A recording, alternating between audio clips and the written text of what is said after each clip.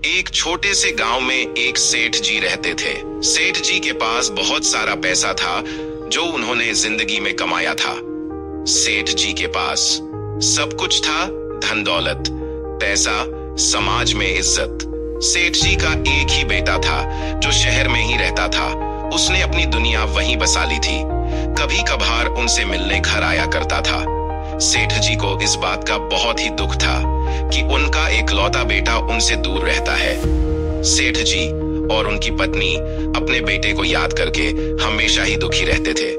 वे हमेशा इसी चिंता में रहते कि मेरे इतने बड़े घर, धन दौलत का क्या फायदा।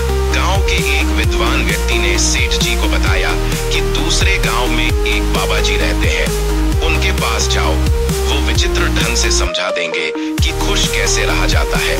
सेठ जी एक बड़े बैग में अपना सारा धन इकट्ठा करते हैं और बाबा जी को ढूंढते हुए दूसरे गांव में जाते हैं। वहां लोगों से पूछते हैं कि बाबा जी कहाँ मिलेंगे, तो गांव के लोग उन्हें बताते हैं कि बाबा जी पास के जंगल में बैठे रहते हैं। अगर ध्यान में हो तो आप उन्हें परेशान मत करना, ध्यान में न हो तो आप जाकर बात कर लेना। सेठ जी अपने बड़े से बैग को लेकर बाबा जी के पास पहुंचते हैं। जाकर वो बैग बाबा जी के चरणों में रख देते हैं और बोलते हैं, मेरा बेटा मुझे छोड़कर शहर में बस गया है। वो वहां पर बहुत खुश है, पर यहाँ उसके बिना मुझे किसी भी चीज में खुशी नहीं मिलती। मैं हमेशा दुखी रहता हूँ। मेरे पास धन दौलत, इज्जत सब कुछ है, पर फिर भी मैं बहुत दुखी रहता हूँ। ये बताइए, खुशी कहाँ मिलेगी? मैं सुख नहीं ढूंढ पा रहा हूँ। सुख का एक पल मेरे जीवन में नहीं है। बाबा जी ने सारी बात सुनी और जो बैग था उसे उठाया, इधर देखा न उधर, दौड़ने लगे गांव की तरफ। कुछ देर के लिए तो समझ में ही नहीं आया सेठ जी को कि ये क्या हुआ। वो सोचने लगे ये तो चोर निकले। सेठ जी भी बाबा जी के पीछे दौड़ते चले गए कि एक बार बैग मिल जाए बस। उनके दिमाग में बहुत कुछ चल रहा था कि बाबा जी कहीं गांव में मेरा सारा धन छुपा देंगे। वो चिल्लाते जा रहे थे, बेईमान बाबा, चोर, पकड़ो। गांव वालों ने जब से दृश्य देखा तो समझ गए कि बाबा जी तो कुछ अलग ढंग से समझाते हैं, अलग तरीका है उनका। इसलिए गांव वालों ने कुछ नहीं किया, बस सब कुछ चुपचाप देखते रहे। सेठ जी चिल्ला रहे थे कि मैंने जीवन में जो कुछ कमाया ये बाबा सब कुछ लेकर भाग गया। बाबा भागते चले जा रहे थे। पूरा गांव घूमने के बाद बाबा जी दोबारा जंगल में भागते हुए नजर आए।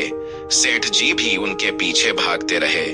कुछ देर बाद जंगल के अंदर उन्हें अपना बैग वहीं रखा नजर आया जहां बाबा जी बिना देरी के दौड़कर बैग को गले से लगा लिया और कहा है, भगवान मेरा बैग मिल गया। मैं दुनिया का सबसे सुखी इंसान हूँ। मेरी जिंदगी भर की जमा पूंजी मुझे वापस मिल गई। मुझसे ज्यादा कोई खुश इस वक्त नहीं है।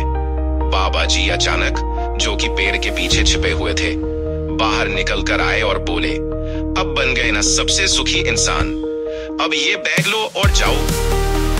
दोस्तों, ये कहानी हमें सिखाती है जो हमारे पास है उसकी हमें कदर नहीं होती। जैसे ही वो हमारे पास से चला जाता है, दूर जाता है, वैसे ही हमें समझ में आता है खुशी तो यही थी। जो मिला है उसमें खुश रहें और जो नहीं मिला उसमें भी खुश रहें। जो प्राप्त हुआ है उसे पर्याप्त मानना शुरू कीजिए। जीवन में कई बार हमें लगता है कि हमारे पास कुछ भी नहीं है। जो मिला है अगर वो दूर चला गया तब उसकी वैल्यू समझ में आ जाएगी।